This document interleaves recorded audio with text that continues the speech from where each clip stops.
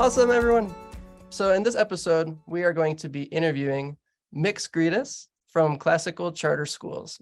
And I'm really excited to gain his insights and being able to learn a little bit more about what they're doing over there, learn his personal journey. It's going to be a lot of fun for me because what they're doing over there at Classical Charter Schools, I've been kind of following for a little bit now, and I've been really interested and impressed by their output and also some of the reviews that parents and students have been leaving. So without further ado, welcome to the show. Thanks for having me. Of course. No, thank you for being so gracious with your time and with your insights. I really do appreciate it. I'm really excited to talk to you. I'm kind of a fan, so it really means a lot that you've taken time. So tell us a little bit about your journey. Yeah, so I became a teacher back in 2011. I was a teacher overseas, actually. I was an education volunteer with the United States Peace Corps.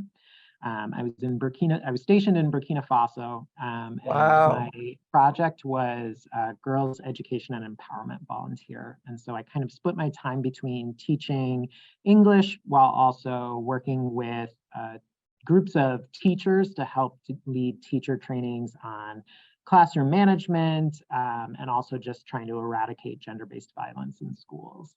Wow. That experience was really rewarding. I got to work with some incredibly motivated women in southern Burkina Faso, and they were able to lead trainings that really did have a tremendous impact on the school systems in the central west region of Burkina Faso.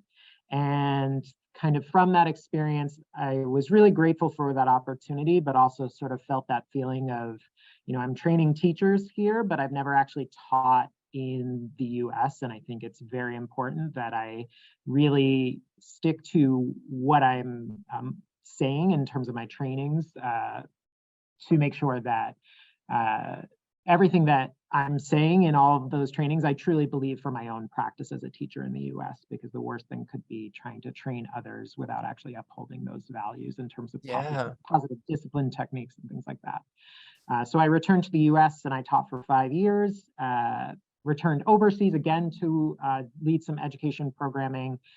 And then I joined Classical as an instructional coach. And then last year I was promoted to be school director. Wow. So Mix Greetis, before we kind of dive into more, because we typically just kind of skip this section after you kind of give your intro, we kind of dive into some other things, but I'm just so interested in your work overseas, and I'm excited to see how that blends into how you instruct and lead today. But can you tell us a little bit about what your experience was when you got off the plane in these overseas destinations? Maybe some, I don't know, anything that you learned, or because I'm not familiar with, is it Burkina Faso? Is that how you pronounce it? Yep. Yeah. Can you just tell us a little bit about that experience if you'd like? Yeah, sure. So I think one of the things that's really important for us at Classical here is that, we're always trying every least restrictive intervention in terms of supporting our scholars to be engaged in the lesson. And that's exactly the work that we were trying to do overseas. And so things like using proximity to scholars during a lesson is something that we value here at Classical, to make sure that, we're able to, make those sort of connections with scholars during lessons. If we need to do private check-ins, we do that before needing to have sort of a larger consequence within a lesson, just to make sure that scholars are learning and staying on task. And that's exactly what we were trying to do in terms of discipline techniques overseas. And so it was a really wonderful experience because Burkina Faso is a particularly tolerant country. And actually here at Classical, I have several students who are from Burkina Faso, originally, where their families are from Burkina. So in addition to kind of greeting them in English in the morning, I might greet their parents in Mooré or in Jula, which are local languages found in Burkina Faso. So that's part of why I wanted to join Classical, is because we, in addition to having a really strong Spanish-speaking population, population here in the South Bronx. We also have a pretty strong West African community here. And so That's I've so got cool. students from Senegal, from the Gambia, from Mali, from Cote d'Ivoire, and from Burkina Faso, and being able to connect with their families at a more deep level based on their cultures and their language has been a really rewarding opportunity here at Classical for me. That's awesome. And I'm just putting myself in the shoes of parents. If I were to walk up to a school and be greeted in my language, like that just feels like you feel like you're being seen, and you feel like you're actually a part of the school and you're not just dropping your student off at this building where they go for a few hours every day. That's fantastic. Um what results have you seen by being so specific and niche in your greetings and in welcoming people? I think a big part of the work that we're trying to do here at Classical is really making sure that we're honoring our commitment to diversity, equity, and inclusion. And that doesn't only extend to our staff and to our scholars, but also to our families, and making sure that we're building a partnership and a connection with our families. And so the big pushes that we've made have been around the uniformity of opportunities for our families to engage in the school community. So, making sure that we're hosting Okay. events that honor their cultures. So we had a bachata night during Hispanic Heritage Month, or we had a multicultural potluck just before Thanksgiving. And so using those as opportunities to engage with our families has been really important. But more so on the instructional side, we make big pushes each year to evaluate and review our curriculum to make sure that it is honoring the scholars that are receiving it. And so making sure that we're layering texts that our scholars might find more connection with.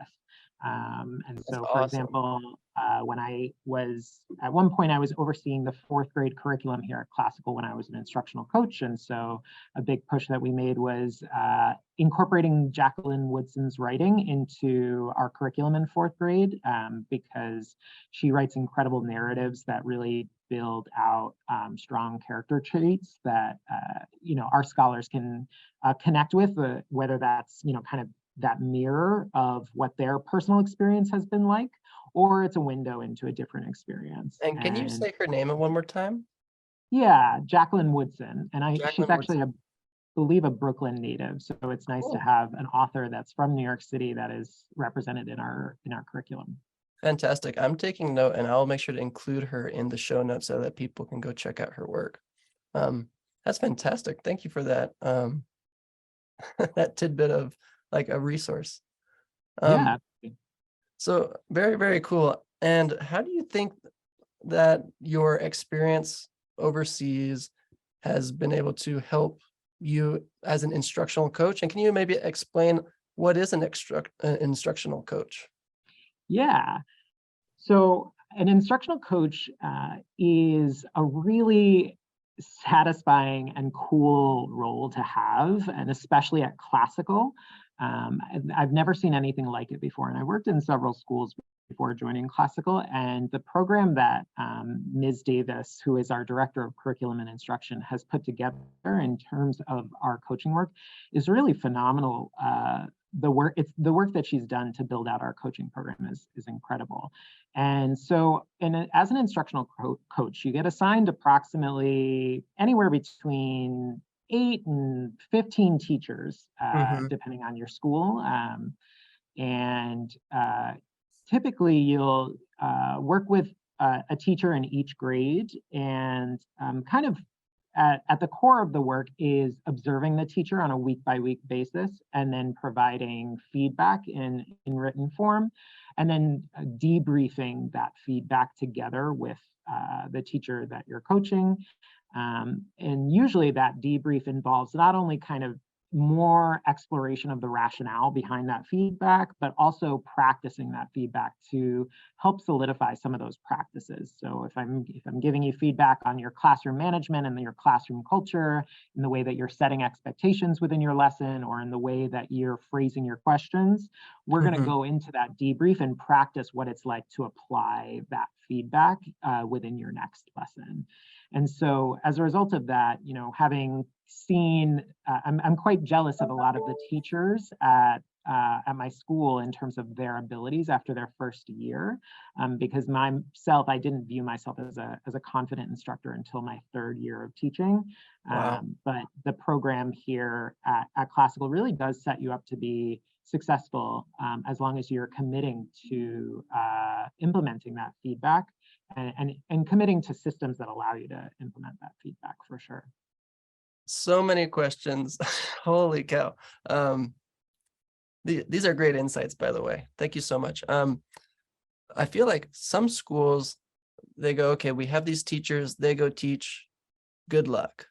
How can you maybe, where do I even start? When the results are, you said, are already, we don't need to dive into the results because you said after 1 year, you're surprised by how confident they are. Mhm. What's the feedback from the teachers in regards to having an instructional coach? I'm sure they love it and they feel more confident. What feedback have you received from your teachers that you've helped grow into better educators? I would say that our teachers really value their relationship with their instructional coach because their instructional coach is not their manager. Their instructional coach is a manager, but a manager of their development. And so at the Mm. end of the day, a teacher gets to have a really safe relationship with their instructional coach. And for me, as when I was in that role as an instructional coach, the most foundational thing for me was building relationships and building trust with my teachers. To answer your question in terms of how teachers feel about having an instructional coach, our Mhm. teachers really do value that relationship because it's quite safe. And something that was a part of my experience as a teacher was that if I was kind of performing sort of middle ground and average, um, I was, unless I was sort of middle of the road, I was getting observed. And so if I was doing really terribly, which I was in my first year, I was getting observed pretty heavily because I needed to make rapid growth. And Yeah, then when I was doing really, really well, I was getting observed for the purposes of trying to kind of download what I was doing to other teachers across the school. But if I was sort of average and middle of the road, I wasn't getting observed because there was no fire to put out and there was no like water to share that's with awesome. fires across the school. But that's, it might be awesome in terms of feeling that autonomy, but then it kind of delays your growth process as a teacher. And here at Classical, what I appreciate is that we believe that good teaching is good teaching, no matter what the context and what the circumstances of the makeup of your class or of the grade that you're teaching. We believe that good teaching is good teaching, regardless of context. And Yeah. so when it comes to development, everybody is on a development journey, and we don't say that there's any teacher at Classical who's reached a final destination in terms of their development. There's always something that will push their practice, regardless of whether they're in their first year of teaching or in their 7th year of teaching. And that's where that safety comes from, because there's a guarantee and there's a predictability that they're going to have a relationship with an instructional coach. Whether the content of that relationship is the same or different year to year is one thing, but that relationship still exists regardless. And so in terms of the teachers that I've coached, for me, a really important thing was, surveying them at the beginning of the year to get a sense of why they went into teaching, what their interests are outside of school, and all of those pieces, because not only do those responses help me, so that if one of my teachers, which was the case, really loves Lizzo, I'm going to make sure that when Lizzo has a concert coming out, we're going to talk about Lizzo and going to see the concert, or we're going to talk about the latest album coming out, because that's what's going to make the work human and see beyond our roles in the school. But paired with that, an important part of our work in terms of diversity, equity, and inclusion is honoring our own personal identities that we bring to the table as teachers and as educators. And if we're not able to bring our full authentic selves into the classroom, we can't expect that scholars will want to contribute to the classroom culture in the way that is going to produce that sort of healthy team mentality that comes from a really positive classroom culture. So that relationship building piece is important, but also I recognize that I can talk any teacher's ear off about what's outlined in Teach Like a Champion in terms of classroom practices, but if they don't have a personal connection to why this feedback kind of upholds the values that they've shared with me for why why they want to be a teacher and why they want to teach at my school, then I'm never going to see them implement that feedback, because they're not going to have that personal investment. So Wow. the relationship building piece that comes from the coaching model here at Classical is really critical to teacher success and also scholar success. That's awesome. Yeah, when I said that's awesome because I think it's amazing because a lot of schools fall into that model that you said where, hey, if you're doing well or if you're mediocre and we're not putting out a fire, just do you, whatever. There's not a whole lot of coaching for those teachers that want to get better. They're just so focused on putting out fires. Like the best athletes in the world and the best musicians in the world, they have coaches, even though they're the best in their field. And so even if your teachers are doing well, or maybe they're just kind of hidden in the middle of the pack, it's still important that they get coaching because everyone can improve. It's not so much getting all teachers above like this imaginary bar. It's finding where teachers are and giving them more development so they can be better each and every day. So that is so cool. And I could spend another 2 hours talking about the instructional teaching. I'm going to ask one more question about that before we move on. But we're going to have to get you on a part 2, part 3, part 4. But you mentioned systems. You said that I just heard the word systems, and whenever I hear that word, it triggers a question for me, like, what systems? Because I feel like it's easy to go like, hey, like you're doing this while you're doing that. We'll see you later. What systems do you have in place at classical charter schools, or maybe ideas, tips for a school that likes this model, but they don't really know how to implement it? Do you have any tips? Yes, I would say there's a couple of things that have been really impactful for my practice, both having been an instructional coach and now getting to oversee the instructional coach team. Uh-huh. It's been nice to kind of heavy-handedly direct our instructional coach team, having been in that role. Yeah, And I think there are a couple of things that I learned in my experience, because I'll be honest, I was not a very effective instructional coach my first year.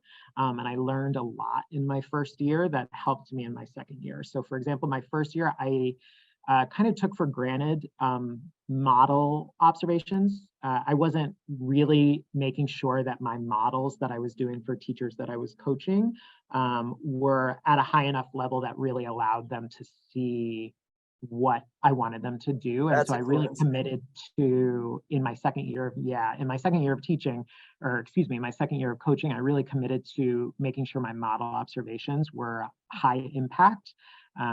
Because if I wasn't pacing myself when I was modeling a lesson, the teacher would be like, well, yeah, I heard you, utilize this higher level form of questioning, but you also went 10 minutes over time and I don't have that luxury.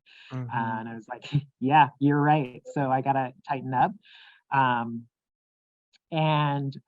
so I would say that, a couple of things that I've learned are that model observations, where you as an instructional coach are modeling instruction for teachers, is one of the most impactful things, because a lot of our teachers are visual learners the same way that our scholars are visual learners. And we have to give them that opportunity, and also give them that opportunity to see that, this is the same group of scholars that you just taught, but now you're seeing what's happening when I'm teaching them versus when you're teaching them. And we're comparing notes on that. And that requires a level of analysis. So it's creating a higher order thinking for our teachers that they can definitely benefit from.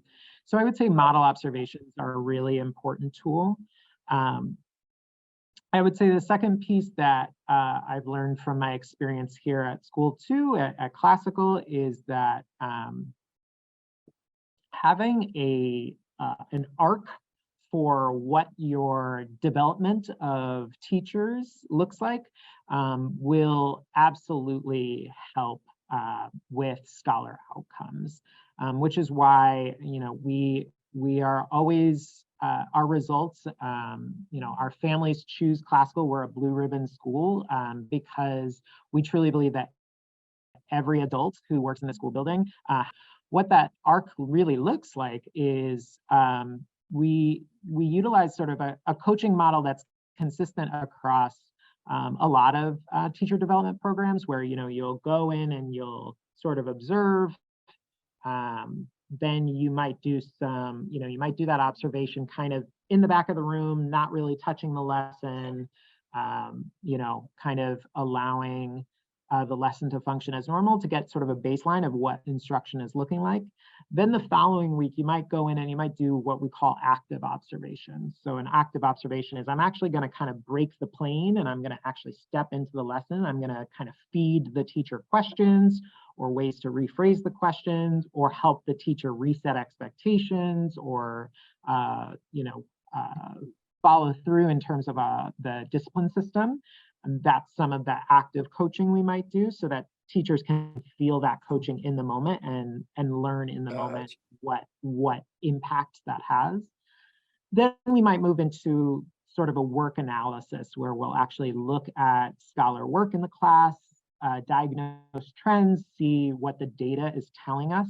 And then from there, we'll kind of complete the loop and move that into sort of forward planning. So if 50% of the class struggled with, this question that requires this skill, I'm going to very intentionally plan into my next lesson, before I release scholars to do that work independently. I'm going to make sure that I've crossed this off in terms of my instruction to make sure that scholars are successful.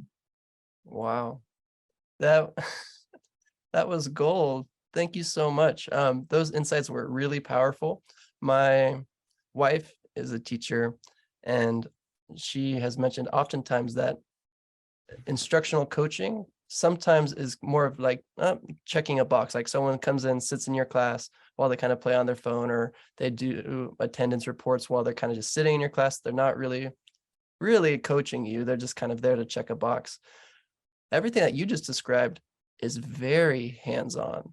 It's very time consuming in a good way because it shows like, hey, we're not doing this to check a box. We're doing this because we care about you, your development, the development of our scholars.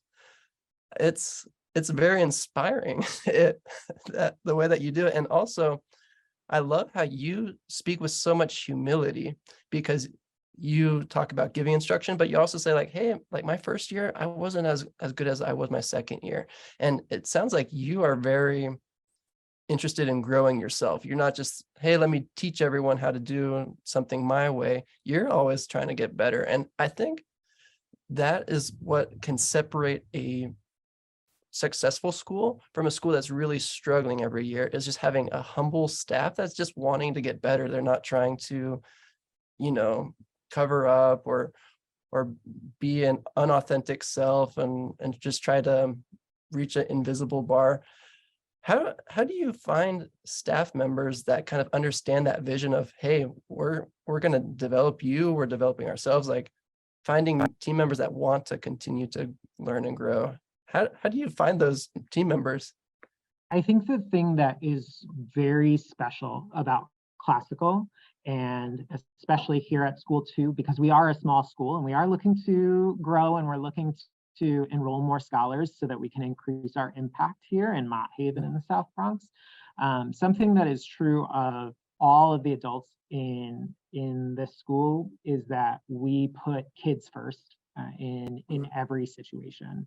And the reality that I learned very quickly as an instructional coach is that just because I'm no longer in the classroom all day does not mean that I don't need to have a personal relationship with the scholars in my school. So cool. I'm not interested in just being an instructional coach so that I can stop teaching and work with adults. That's not my interest at all. I entered this work because I believe in the potential of children. I believe that all scholars can achieve incredible things. And because I believe that, I'm very committed to getting to know my scholars at a personal level. And I think the best way to influence teachers is to make sure that you're building relationships with scholars as the foundation. So I'm able to bond with some of my teachers because I'll pull a small group and do an observation of how those scholars do when they're working with me at the back table while that teacher is leading the whole group. So that I can be a thought partner with that teacher, and also so that when we debrief, we can kind of laugh about some of the quirky things that came up during the lesson. And if my experience has been that when a teacher sees that I'm just as interested in getting to know their scholars as I am in getting to know them, they're very bought into the feedback that I'm providing them. Yeah. And so they're much more willing to engage in that and grow themselves in their practice because they see my desire to see the scholars improve. So I'd say that's a big part of the work that we do and how we sort of set up that culture in terms of the adult culture across the school. At school too, we have a very special and unique situation, which is that our school operates on one floor. So we are always kind of in each other's space. And because we are in each other's space, we tend to get to know each other's scholars and get to know siblings, and so we get to see a little bit of that bonding as a result of the community that operates, on the third floor here. You've answered a couple questions that I was going to ask. I was going to ask, well, how does a debrief go? How do you make it a positive and constructive feedback session where everyone's open and leaning into the feedback?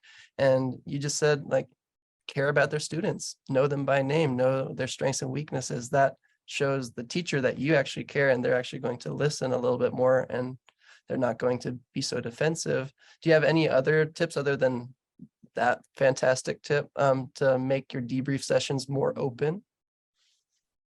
I think it's really important to, in the same way that it kind of comes at different levels in a school that, historically in the South Bronx, there has been so much systematic neglect of the South Bronx from our state and local governments in a way that has resulted in a lot of institutionalized problems that affect our families. And one of the things that can come from, myself as a white person, I'm a white person working in the South Bronx, and it is my obligation to honor the fact that I am a guest in this community. And it is an important part of my work to make sure I'm always taking an approach of an asset-based approach where I am viewing all of my scholars with full potential, and I'm not seeking out their deficits. And because there are no deficits in terms of their potential, they are all capable. And the reality is that that's not just true of our scholars, that they deserve that asset-based thinking. We also need to think about that from our adults. And so I think one of the ways that shows up in a debrief is that I want to make sure I'm questioning into the things that went well in the lesson and asking teachers, what were you thinking about in the moment that allowed you to phrase this question this certain way? Or what were you thinking about in this moment to really make sure that you re-engaged the scholar in the lesson? What did you notice around the room that caused you to do this instructional move? And so questioning into that creates an opportunity for them to place just as much value on their strengths and capitalizing on their strengths, as opposed to just only focusing on fixing things that are constructive within the lesson. Yeah. I think that's really powerful. It's not saying, all right, here's my laundry list of things you did wrong. It's asking questions, having how were you feeling? What were you thinking? Like that's powerful. And I feel like it's not always easy to kind of take a step back and be able to ask questions rather than accuse or just pull out your list of like, hey, this is what you did wrong, wrong, wrong, wrong, wrong, wrong. That is really cool. And the follow-up question I have for you is you I'm very impressed by how you are able to put yourself in the shoes of others and you're kind of able to understand your role and the roles of others kind of in a community, and you're able to take a step back and show empathy. How, if I'm a charter school administrator listening to this episode and I want my student or my faculty and staff to be able to do the same, do you have any resources, books, podcasts, um, or maybe YouTube videos or anything that's kind of helped you to kind of be able to be that compassionate, empathetic um, educator? Kind of a tough question. If you don't have any off the top of your head, that's okay. But I've just been very impressed, and I'm sure a lot of charter school administrators are thinking, this is all good stuff. How do I get my teachers and my instructional coaches and my lunch and cafeteria crew, and how do I get my whole faculty and staff behind this idea of putting themselves in the shoes of others? I think that the only way as an administrator to really build your compassionate muscle or your empathetic muscle, uh, it requires a lot of the skills that come from context-based learning. I, foundationally in my professional experience, the first role that I had was a Peace Corps volunteer. And before I was allowed to implement any projects in my community in Burkina Faso, I had to do what's called a participatory analysis, where I was analyzing the community and doing that through a few different methods. So I would have my students and my teachers make kind of their own personal map of their community, where they were drawing out landmarks within the community, which gave me insight into the kind of their routines and structures of places around the community that they found valuable. So they might include the mosque because they go there to pray. They might include the well, where they're regularly gathering water at 7:45 in the morning.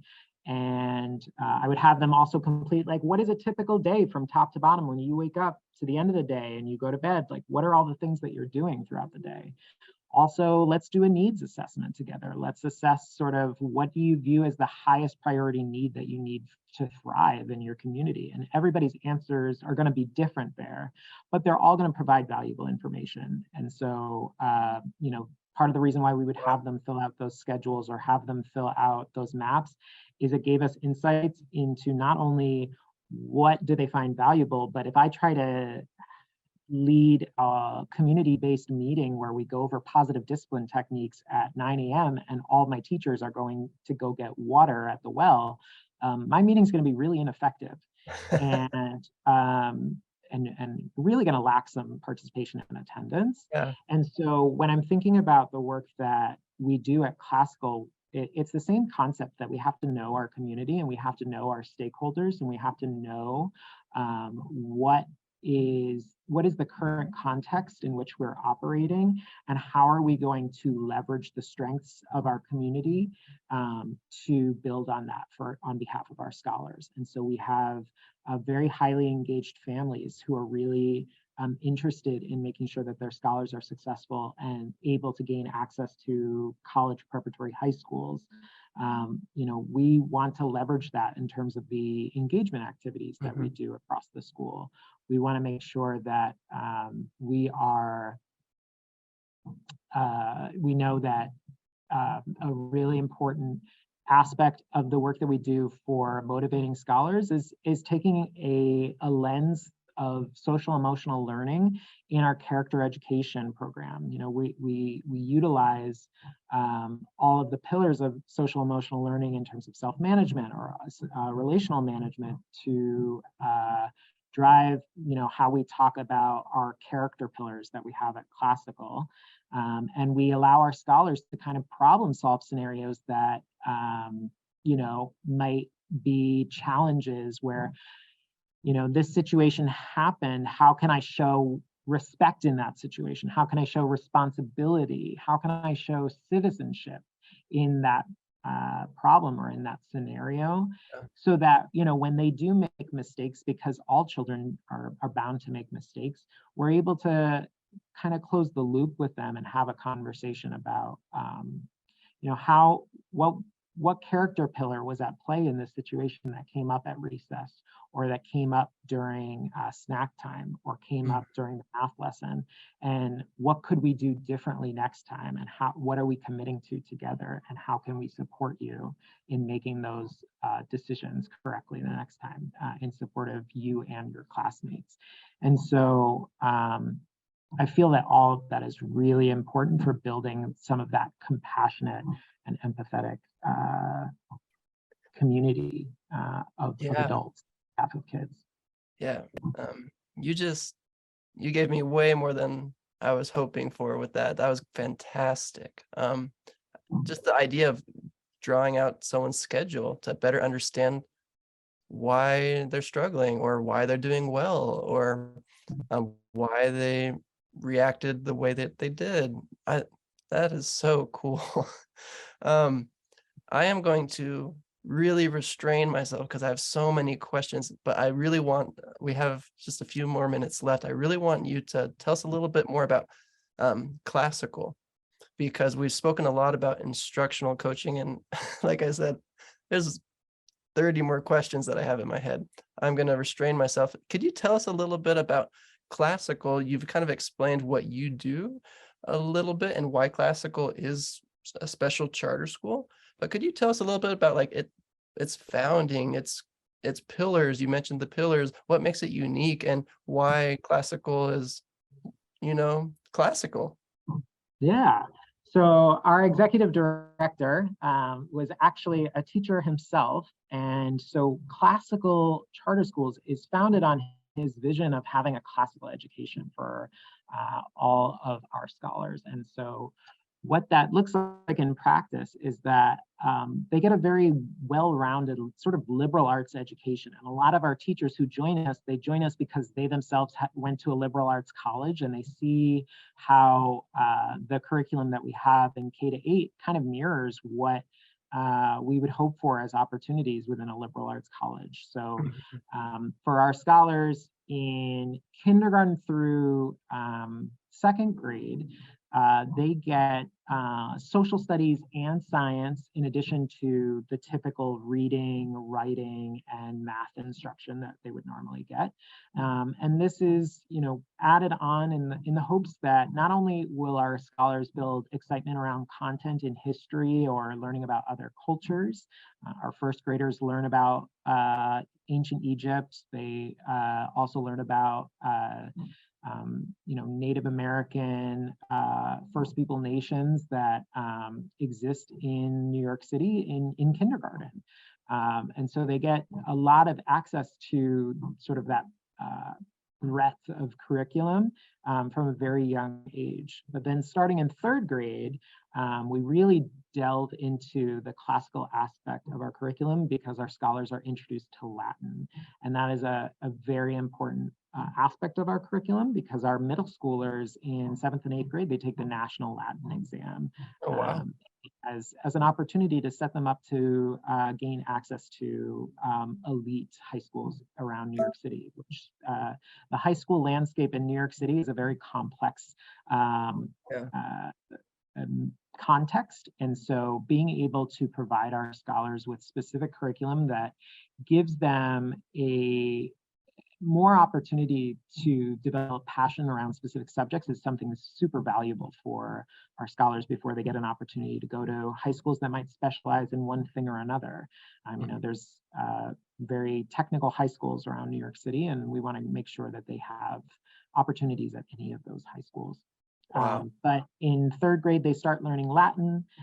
In fourth grade, they start getting debate as a subject block. And so all of this is in service of skills that will be valuable for a lifetime. So for our scholars, a lot of them, you know, they speak French or they speak Spanish. And so getting the opportunity to learn Latin in school allows them to actually help build a connection between a language that they might be speaking at home and a language that they might be speaking at school.